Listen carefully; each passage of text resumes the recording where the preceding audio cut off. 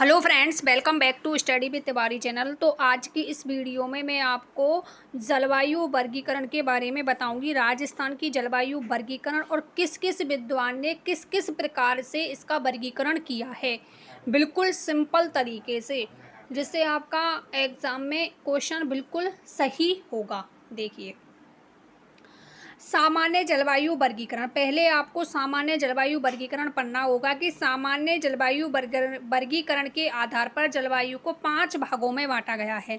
Simple याद रखो, यदि उसमें क्वेश्चन में पूछा जा रहा है कि जलवायु को, आगे मैं आपको क्वेश्चन भी कराऊंगी प्रीवियस ईयर, तो आप लास्ट तक क्लास में बने रहें। तो कौन कौन से हैं? पहला है शुष्क, दूसरा है अर्ध शुष्क, तीसरा है उपाद्र, आर्द्र और अति आर्द्र। अब इसमें वर्षा क्या रहेगी और उसमें भौतिक प्रदेश कौन सा होगा, क्योंकि आपको मैप का ज्ञान होना बहुत ज़रूरी है, तभी आप जलवायु टॉपिक को अच्छे से कर सकते हैं। तो देखिएगा, अब देखो इसमें शुष्क, शुष्क कटिबंध शुष्क मरुस्थल है तो पश्चिमी मरुस्थल, अर्ध शुष्क, ये दोनों ही किस में आएंगे? पश्चिमी मरुस्थलीय प्रदेश में। अरावली में कौन सी जलवायु प्रदेश आएगा? कौन सा आएगा इसमें? अरावली में उपाद्र। अरावली में कौन सा आएगा? उप आर्द्र। पूर्वी मैदान में कौन सा आएगा? आर्द्र। और हाड़ौती के पठार में कौन सा आएगा? अति आर्द्र। तो आपको इस प्रकार से याद रखना है। और शुष्क में कौन सा आएगा? शुष्क। और अर्ध शुष्क में कौन सा आएगा? अर्ध शुष्क कटिबंधीय। सिंपल सामान्य वर्गीकरण में आपको याद क्या रखना है? शुष्क, अर्ध शुष्क, उपाद्र, आर्द्र और अति आर्द्र। ये सिंपल आपका वर्गीकरण याद होना चाहिए आपको। तो इसमें वर्षा की जो मात्रा है वो कितने होगी? पहला है शुष्क में कितने होगी? 0 से 20, फिर 20 से 40, फिर 40 से 60, फिर 60 से 80 और फिर 80 से 120। तो सिंपल आपको ये आसानी से याद हो जाएगा। यदि उसमें ऑप्शन देता है अरावली के, आपको 4 जिले दे दिए, उसमें पूछा जाएगा इसमें कौन सी जलवायु है, उपाद्र होगी या आर्द्र होगी या अति आर्द्र होगी। इसी प्रकार से पूर्वी मैदान में, उसी प्रकार से हाड़ौती के पठार में। ओके गाइज, आपका ये क्लियर हो गया होगा। नेक्स्ट, ये तो क्वेश्चन है। इसमें पहला जो वर्गीकरण है वो मैं आपको बताती हूँ, किसका? कोपेन का।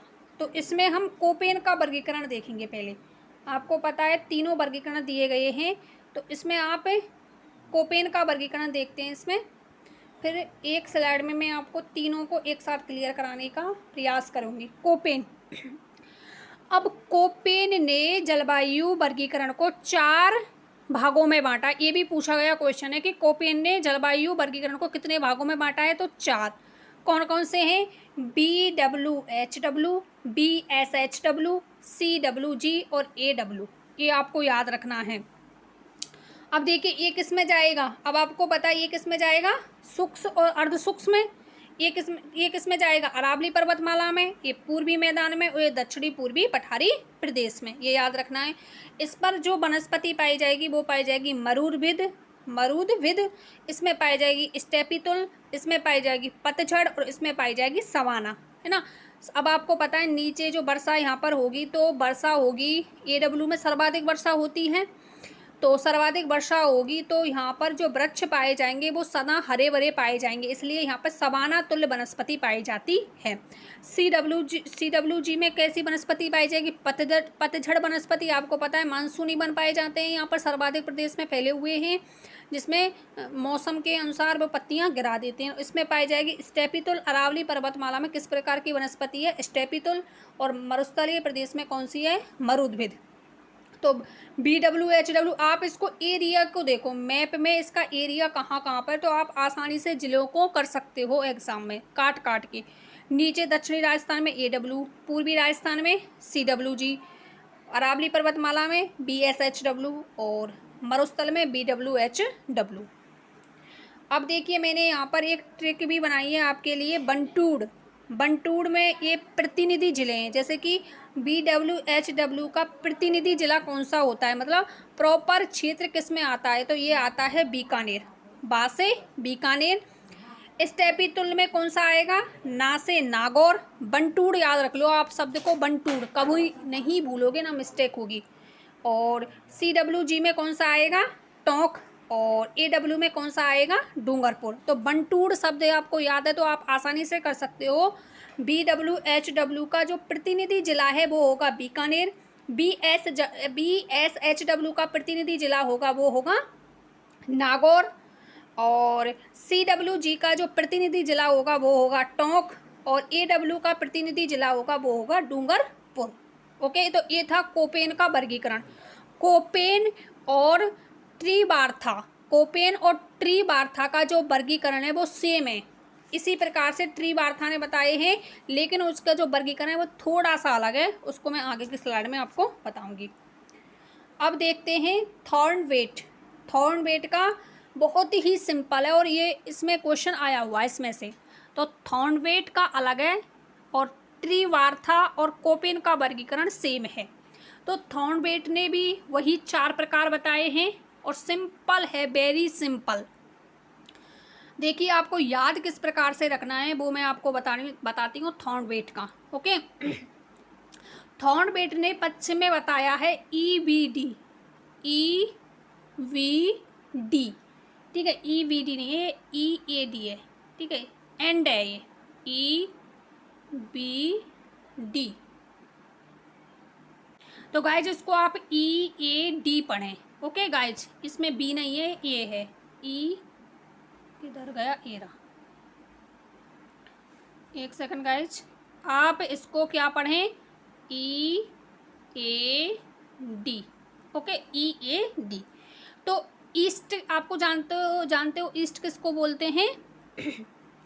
ईस्ट में नहीं वेस्ट में है, ईस्ट में नहीं वेस्ट में है, ईस्ट में नहीं, ईस्ट पूर्व को बोलते हैं लेकिन वेस्ट पश्चिम को बोलते हैं। तो ई एंड जो शब्द है वो किस में नहीं है, ईस्ट में नहीं वेस्ट में है, ये याद रखना है आपको।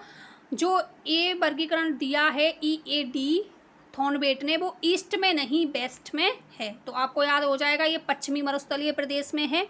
तो पश्चिमी मरुस्थलीय प्रदेश में आपसे पूछा जाएगा कि थॉर्नवेट के अनुसार पश्चिमी मरुस्थलीय प्रदेश के लिए किस शब्द का प्रयोग किया गया, किस वर्ड से अंकित किया गया। तो आपको याद रखना है EAD, ईस्ट में नहीं वेस्ट में। तो ये याद हो गया होगा आपको। अब उत्तर और मध्य और दक्षिण को कैसे याद रखना है, वेरी सिंपल है, DBW और DAW, DBW और DAW। तो ये DBW उत्तर में है, DAW मध्य में है और CAW दक्षिण में है। अब याद कैसे रखोगे, हम BA करते हैं तो BA में पहला वर्ड क्या आता है, V और फिर A, DBW और DAW। तो BA। मैप को याद रखो आप, माइंड में मैप की इमेज बना लो। तो पहले आएगा B, फिर आएगा A, BA।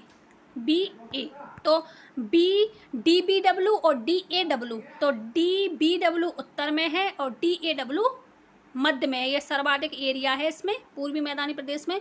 और नीचे कौन सा बचा, AW होता है।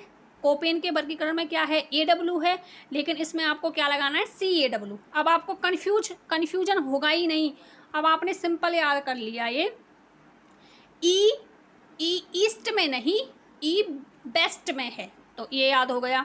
तो DBW DAW। तो BA करते हैं तो B ऊपर उत्तर में और ये मध्य में, और AW होता है, इसमें C लगाना है, CBW और CBW। ये किसका हो गया, थॉर्नवेट का। सिंपल, वेरी सिंपल है।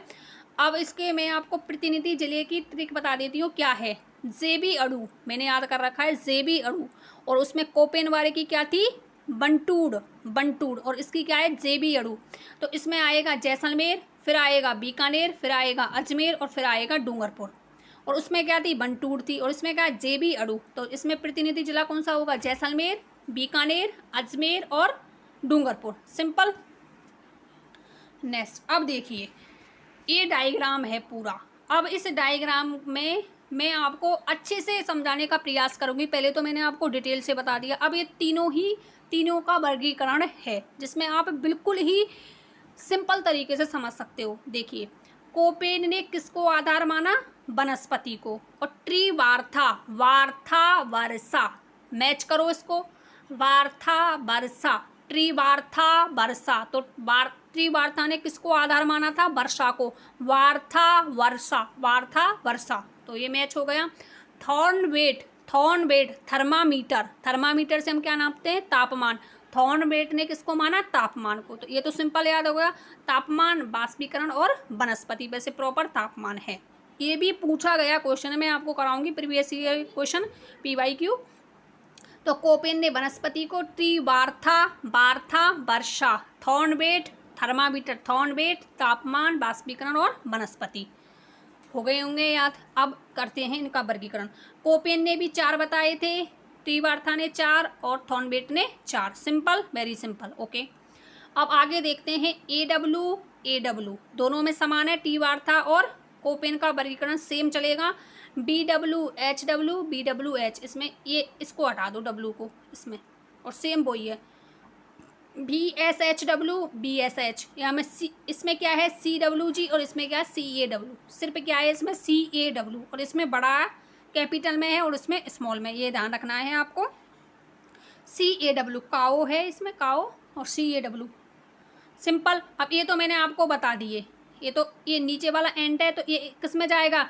ईस्ट में नहीं, वेस्ट में है। ईस्ट में नहीं, वेस्ट में है, तो ये किस में जाएगा? पश्चिमी राजस्थान में।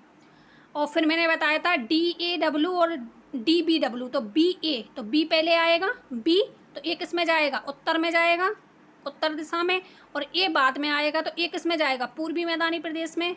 और AW से मैंने आपको लिंक करवाया था, इससे AW से CAW, तो ये किस में जाएगा? दक्षिणी राजस्थान में। सिंपल, ये दक्षिणी राजस्थान में हुआ, ये सूक्ष्म में हुआ, ये अर्ध सूक्ष्म में हुआ, और ये किस में हुआ? पूर्वी राजस्थानी प्रदेश में। सिंपल, ये पश्चिमी राजस्थान में हो गए, और ये दक्षिणी राजस्थान, और ये पूर्वी मैदान। अब आपको सिंपल याद हो गया होगा। अब देखिए इसके क्वेश्चन करते हैं, ठीक है, देखिएगा। महिला पर्यवेक्षक में पूछा गया है, नॉन TSP में 2015 का क्वेश्चन है, तो आंसर को तो छुपा देते हैं इसमें से। ओके, वर्षा को जलवायु प्रदेश का वर्गीकरण का आधार माना है। वर्षा को किसने माना? मैंने आपको लिंक किया था, ट्री वार्था, वार्था वर्षा, वार्था वर्षा, तो कौन सा होगा? D विकल्प, वार्था वर्षा। ओके, राजस्थान के चूरू जिले में कोपेन वर्गीकरण के अनुसार किस प्रकार की जलवायु है? अब आपको पता है चूरू जिला कहाँ आता है, ये राजस्थान का मैप है। ओके, ये राजस्थान का मैप है। अब आपको पता है ये राजस्थान का मैप है, तो इसमें जलवायु का वर्गीकरण करते हैं, इसमें आएगी BWHW। ओके, इसमें कौन सा आएगा? इसमें आएगा BSHW, और इसमें कौन सा आएगा? यहाँ पर CWG, और इसमें कौन सा आएगा? AW। तो ये तो दक्षिण में है, ये चूरू किस भाग में आता है? इधर आता है। तो ये तो अब देखो AW होगा नहीं इसमें, BWHW होगा नहीं, CWG होगा नहीं, तो कौन सा होगा? BSHW। अब देखिए इसमें CWG किस में बताया था मैंने आपको? पूर्वी राजस्थान में, ये कट गया। AW किस में बताया था? दक्षिणी राजस्थान में, ये कट गया। AMW किस में होता है? AMW मानसूनी जलवायु, ये भारत का वर्गीकरण है, ना कि राजस्थान का, तो ये कट गया। तो बचा कौन सा? BWHW। तो चूरू किस में आता है? BWHW में। सिंपल। नेक्स्ट आंसर को दिख रहा है। निम्न में से कौन सा BSHW का प्रकार की जलवायु है? अब बताइए इसमें BSHW, अब आप ही बताइए इसमें। देखिए एरा BSHW, तो जालोर कहाँ आता है? तो जालोर इस जगह आता है ना, जालोर यहाँ आता है। तो जालोर में कौन सी वनस्पति होगी, किस प्रकार की जलवायु होगी? BSHW। जालोर में कौन सी, इस जगह पर आता है जालोर, तो BSHW कौन सी होगी? इसमें आंसर दिया हुआ है BSHW, जालोर। जालोर में कौन सी होगी?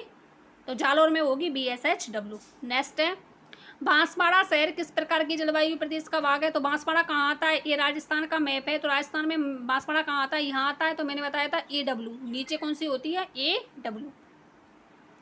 नेक्स्ट, CWG प्रदेश के अंतर्गत आने वाला राजस्थान का भूभाग है, तो CWG में कौन सा आएगा? सिंपल है, CWG में पूर्वी मैदानी प्रदेश आता है, पूर्वी मैदानी प्रदेश, तो पूर्वी मैदानी, दक्षिण पूर्वी या पूर्वी भाग, तो एक विकल्प में है। इसमें तो पश्चिम में, इसमें पश्चिम में, इसमें कोई नहीं होगा, तो अरावली पर्वत का दक्षिण पूर्वी या पूर्वी भाग। नेक्स्ट, खत्म हो गए। अब एरा इनको देखते हैं। इसमें देखिए ये भी पूछे गए क्वेश्चन है एक एक। ये JN में आया था सिविल डिग्री में 2021 में। भारतीय मौसम विभाग की वेधशाला राजस्थान में कहाँ स्थापित की गई? तो सिंपल है, जयपुर में स्थापित की गई। राजस्थान का कौन सा क्षेत्र मानसून की अरब साखा से अधिकतम वर्षा करता है? तो अरब साखा की, ये राजस्थान का मैप है। तो राजस्थान में अरब साखा इधर से होती है, बंगाल की खाड़ी। तो अरब सागर से कौन सा भाग होता है? नीचे का दक्षिण और दक्षिणी पूर्वी भाग। नेक्स्ट बताइए, राजस्थान में कौन सा अर्ध शुष्क स्टेपितुल, मैंने बताया था अर्ध शुष्क स्टेपितुल में प्रतापगढ़ और बांसवाड़ा तो AW में आते हैं। यहाँ पे पाई जाती है सबाना, मैंने बताया था सदा हरे भरे, तो ये कट गया। जैसलमेर और चूरू किस में आते हैं? जैसलमेर किस में आता है आपको पता है? BWHW में आता है, ये कट गया। तो जालोर, पाली, जोधपुर, नागौर, सीकर, झुंझुनू में कौन सी आती है? ये स्टेपितुल्य जलवायु, BSHW। नेक्स्ट देखिए, कोपेन के वर्गीकरण के अनुसार AW दक्षिण में बताई थी, ये राजस्थान का मैप है। तो AW कहाँ पाई जाती है? यहाँ पाई जाती है, यहाँ वाले स्थान पर आप देख सकते हैं। कौन सा होगा बताइए, कौन सा होगा? अजमेर ये होता नहीं, चूरू होगा नहीं, तो कौन सा होगा? बांसवाड़ा और झालावाड़। नेक्स्ट, मानसून शब्द की उत्पत्ति किस भाषा से हुई? ये भी पूछा गया, देखो RPSC सेकंड ग्रेड में 2010 में पूछा गया। ये कृषि अधिकारी 2021 में पूछा गया क्वेश्चन है। अरबी भाषा से मानसून शब्द की उत्पत्ति किससे होती है? अरबी भाषा से, मौसम शब्द से हुई है। मानसून पवनें ग्रीष्म ऋतु में चलती हैं, आपको पता है ग्रीष्म और शीत ऋतु होती है। तो ये भारत का नक्शा है। तो ग्रीष्म ऋतु में यहाँ समुद्र है, हिंद महासागर है, अरब सागर है। तो ये कहाँ से चलती हैं? इधर से यूँ आती हैं स्थल की ओर, तो समुद्र से स्थल की ओर, तो समुद्र से स्थल की ओर। और शीत ऋतु में कहाँ चलती हैं? स्थल से समुद्र की ओर। तो शीत ऋतु में इधर से आती हैं, तिब्बत के पठार से ऐसे इस प्रकार से आती हैं। तो ये चलती हैं स्थल से समुद्र की ओर। ये शीत ऋतु में चलती हैं, तो ये होगा नहीं। और ग्रीष्म ऋतु में समुद्र से स्थल की ओर। तो गाइज आप देख सकते हो तो किस प्रकार से कोपेन, त्रिवार्ता और थॉर्नवेड के जलवायु वर्गीकरण से क्वेश्चन बनते हैं और आपको किस प्रकार से इस टॉपिक को रेडी करना है। जहाँ तक मेरा प्रयास था, मैंने आपको हर एक पॉइंट को लिया है जिससे आपका क्वेश्चन बन सकता है और आप आसानी से क्वेश्चन को हल कर सकते हो। तो आपको सिंपल कुछ याद नहीं करना है, कोपेन और उनका वर्गीकरण याद करना है। मैंने आपको सिंपल बता भी दिया है कि किस प्रकार से आपको याद करना है।